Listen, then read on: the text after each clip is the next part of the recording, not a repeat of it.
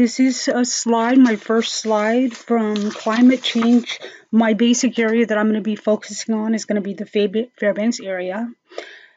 Global climate model is a type of general circulation model that focuses on projections of climate change by stimulating how Earth's physical process respond to increasing greenhouse gas concentrations. These are some pictures from countries that do not have enough water and are experiencing drought. A major portion of the problem seems to be occurring in third world countries. Community climate charts. What's happening with climate in your northern communities? See the temperatures and precipitation projects from 2010 to 2099 for over 3,800 communities in Alaska and Western Canada. Look for key changes. For example, high temperatures in spring and fall could mean a longer growing and/or a shift from snow to rain. Warmer, drier spring weather may increase fire risk. The tool also explains how different levels of greenhouse gas emissions create the various paths to future climates known as RCPs. This is a climate view of Fairbanks, Alaska, and that will be the area that I am concentrating on. The slides I have, the first graph is weather temperatures. The graph shows the average temperature across Alaska each day, and it compares it to the historical average. Each dot represents the average temperature across Alaska for that day, and the line marked at 0 represents the average historical temperature.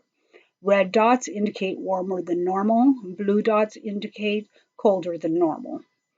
The distance above or below the historical average represents the amount of deviation from normal, and a value of plus 10 is a record high for that day with a temperature higher than all other above normal days. The blank lines represent a 30-day average. This line is less effective by short-term 1 to 3 day temperature anomalies. And this is the chart that I picked for my first one. My next chart is advantages of daily temperature index. It's not strongly influenced by occasional missing data points. It is best at distinguishing moderate abnormalities in statewide temperatures. A single number is easy to understand and disseminate. The new data released Tuesday now uses observations from 1991 to 2020.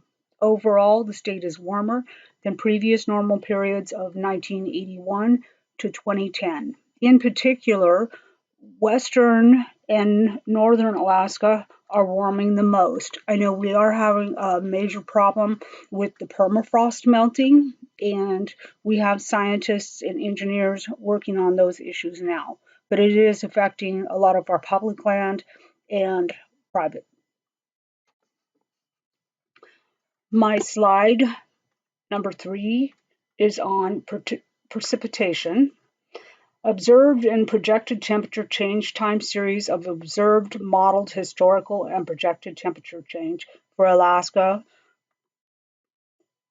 The y-axis ranges from minus 6.9 to 22.9 degrees. Observed annual changes show variability in ranges.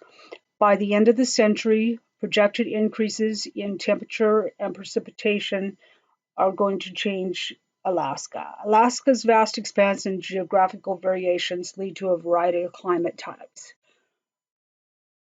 4 main factors influence the climate.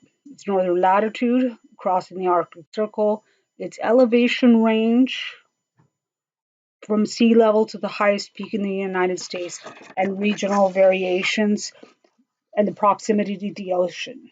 The seasonal distribution of sea ice along its western and northern boundaries. My next slide is precipitation in Alaska. It is projected to increase during all seasons by the end of this century. Despite increased precipitation, the state is likely to become drier due to greater evaporation caused by warming temperatures and longer growing seasons. These changes have resulted in a reduction of sustenance harvest an increase in flooding and erosion, concerns about water and food safety, and major impacts to infrastructure, including damage to buildings, roads, and airports. We are at a time of year right now where the rivers will be breaking up and we can expect flooding along the waterways. Today, a report was issued for the rivers and the warming temperatures. We are currently at a cabin out in the wilderness and we will be leaving here very soon before the rivers and the sloughs that we have to cross are impassable.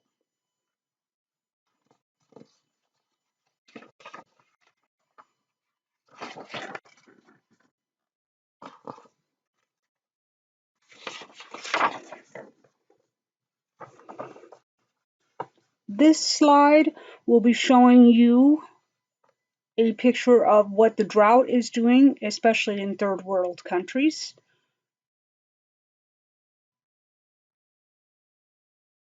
And, it shows a tree here with all kinds of cracked ground coming up.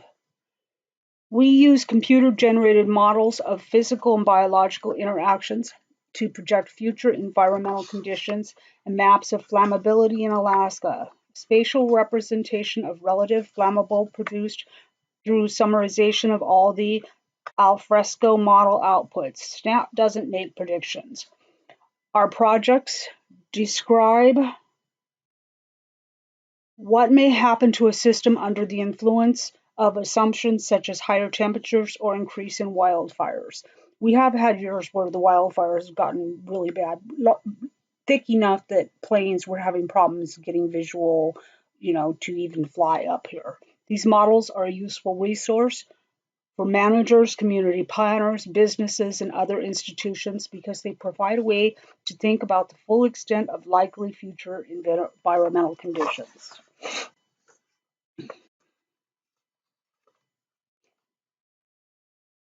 Here are some things that we can do to improve the climate.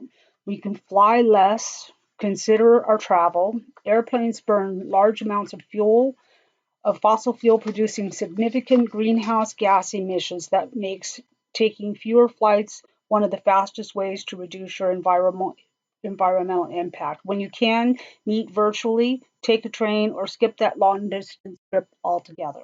When you throw food away, you're also wasting resources and energy that were used to grow, produce, package, and transport it.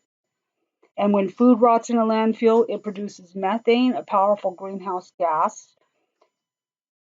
So use what you buy and compost any leftovers. Electronics, clothing, other items we buy cause carbon emissions at each point in production, from the extraction of raw materials to manufacturing and transporting goods to market. To protect our climate, buy fewer things, shop secondhand, repair what you can, and recycle.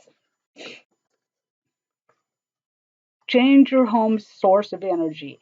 Ask your utility company if your home energy comes from oil, coal, or gas. If possible, see if you can switch to renewable sources such as wind or solar, or install solar panels on your roof to generate energy for your home. Switch to an electric vehicle.